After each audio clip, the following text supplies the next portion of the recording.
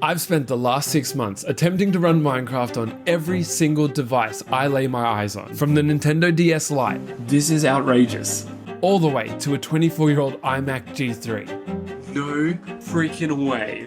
And even on a pair of smart glasses. And in a funny way, I've kind of become known for being the can it run Minecraft guy. But there's something you should know. See, behind every video of me running Minecraft, there's a game developer. Someone who has spent hours of their life, blood, sweat, and tears in an attempt to get Minecraft to run on these completely unconventional devices. A recent example is Questcraft. It's a project that aims to bring Minecraft to standalone headsets like the Meta Quest. See, when major development studios like Microsoft won't do it, these devs step up. And Questcraft currently attracts over 45,000 people in their Discord server. That's over 45,000 people who believe in this project. And I don't know about you, but I have no idea how these indie developers do it, let alone why they do it. I mean, we're talking hours of coding and bug fixes, and managing a massive community. And that's not to mention the potential legal consequences that can come with unofficially porting a popular title like Minecraft. I guess all I'm trying to say is why? Why would you do it? So I spoke to the key developers of Questcraft to shed some light on the underground world of unofficial Minecraft.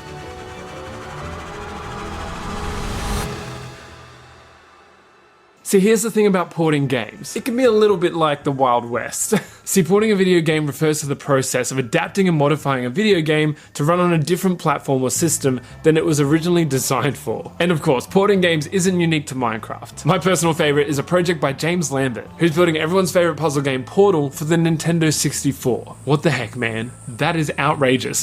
But surely, the most famous example is Doom. I mean, it's gotta be the game that's been ported to the most number of random devices. I mean, we're talking calculators, the Apple Watch, and hilariously, someone got Doom running on a pregnancy test. But there's a ton of games out there that major studios haven't ported yet, and personally, they seem worth the work. For example, Minecraft in VR. One of my first vivid memories of VR over 7 years ago was me using a Samsung phone strapped to my face. I was completely immersed in Minecraft, and I literally couldn't believe it. That experience of mining, crafting, and exploring these vast worlds makes a whole lot of sense in virtual reality. Now technically, you can mine to your heart's content in PC VR, but with the rise of popularity for standalone VR headsets, it got me thinking, why hasn't Microsoft released Minecraft for standalone VR? It checks all the boxes from an experience point of view, and Minecraft is the most sold game of all time. But yet, there's not a lot of hope for Minecraft on the Quest. But that's when I stumbled across Questcraft. Questcraft's a project that's been around the block for a few years now. Chances are, if you're into VR, you've probably seen a bunch of YouTubers give it a shot. Did that rhyme? That felt like it rhymed. I myself gave it a go, and although it's far from perfect, it's super impressive. And it's safe to say the Questcraft team has successfully ported Minecraft to the Meta Quest platform, which is insanity, given the Quest's limited specs and the lack of official support. But I'll be honest, initially I thought, man, that sounds pretty easy. But it didn't take long to realize how much work has gone into this project. And it made me realize I have no idea what it takes to port a game like Minecraft to a new platform. Well, to find out, I sat down with Questcraft's key developers, Cad Indy and The Judge. How did you guys get into game dev in general? Is it something you guys have always done? Was it because of this project? Back in 2018, I got into just general Unity development. My main project so far has really been Questcraft. It's kind of been the stepping stone for a lot of my development career in general. I was eventually put in as the server owner, dropped in as the lead project manager. From then on, we started growing with the people we have now, including Judge. Once he appeared, I mean, things really kicked off. That's when most of our development just skyrocketed and progress was really made. And a few other people as well that just really helped push this project to where it is today and get it kicked up off the ground. I noticed an issue they were having loading the OpenXR loader and how that was causing problems. I found a way to fix that, and they were having a little bit of difficulty. Yeah, I just made various commits from there on forward. Eventually just onboarded them on. What is it about Minecraft and VR that makes you want to spend so much energy on it? I have a lot of hopes for VR, especially I go to like a manufacturing type school, and I'm seeing VR get worked into the industry more and more. So being able to also flex a game dev part of me in VR is really nice. But I also really enjoy the community, and that's probably why I've stuck around so long, is because the community just keeps me going, I guess. How long ago did it start really picking up steam in terms of community? And have there been any challenges with that part of this whole development process? It was probably around the time I joined because we actually could get like not an image to the actual OpenXR runtime, but we could actually see a work in progress image, and that's probably when everyone started to get hyped. I think the main explosion happened when we released. I mean, our server, I believe, is a really good metric for this. The Discord itself was at, I want to say, about 4,800 members, if I remember correctly. And once we released that trailer, I mean, within the first 2 days, we saw 20,000 people join just off the bat, and it's just continued growing ever since. The server right now is at 4,500 members, and our downloads for the project itself actually just hit over 2 million, making us the most downloaded game on SideQuest of all time. Because it's such a big number, does that come with like a pressure? For myself personally, I always have stressed out a little bit because I'm always worried about the code being, trying not to find as many bugs as we have had in the later versions, trying to just make sure everything works properly. And so one of the ways we do that is through our Patreons. They get early access, but in return, we also get a little bit of like testing data, like they get our early releases, but we also get a bug test as part of it.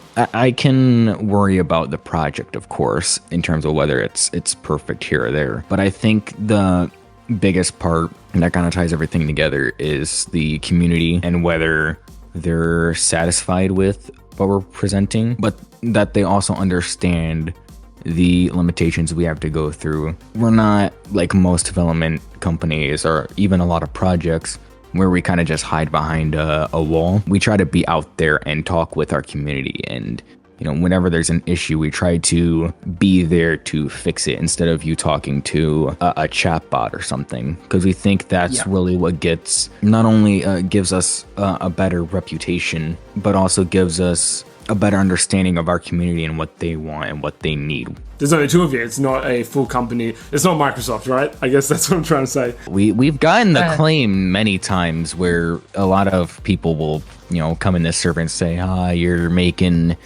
millions from this project, or you're doing this or that, and you're corporate. I'm just thinking like, I mean, not really. I mean, at the end of the day, we're just two people doing this for fun. What's the game plan, or have you guys thought about what happens if an official release comes to Quest 3 from Microsoft and Mojang? If Microsoft does release something, which, we talk with Microsoft directly a lot of the times, we try to have a good relationship and be in good standing with them to make sure Questcraft isn't in any legal trouble or anything like that. But let's say if they were to do something, which personally I don't think they will, I still don't think Questcraft would really be in any trouble numbers wise. Yeah, a big part of that is if they do release something, there's zero doubt in my mind that it's going to be based off of Bedrock, which doesn't have the same freedom that Java, the Java edition of the game has. It's not as easily moddable. It's not as open as well as the fact that Questcraft is a community project at the end of the day, and that you can go look at and you can see how it works, and you can see in real time its development cycle. We're in the same market, but we're not the same product. There's not competition between Questcraft or Microsoft at all.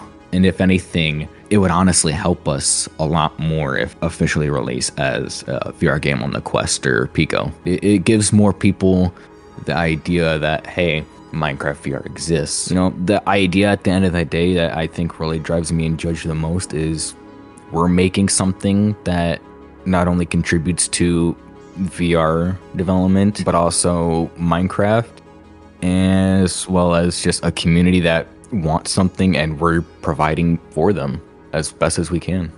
I'm not going to pretend like I fully understand the ins and outs of game development, but one thing's for sure. Both Cad and Judge clearly have a massive respect for their team, but even more so for the community that surrounds the Questcraft project. And whether you're a fan of Minecraft or not, it's hard to deny how sick it is to see this niche little community around a simple concept turned into a fully fledged project with over 2 million downloads. That's actually out of control. I can hardly imagine the energy, time, and stress that goes into a project like this.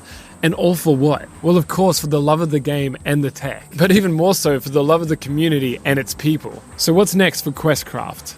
I mean, we have an update on the way, our biggest update yet. I won't speak too much on it, but what I can say is that it'll be worth the wait. The feeling and everything of the project is just, it's so much better, and we can't wait to share it with everyone. Most days, amongst work and everything else in life, you guys still find a way to keep bringing this game to life. So yeah, I appreciate it. I appreciate all the hard work. I'm pumped as to see what comes up next.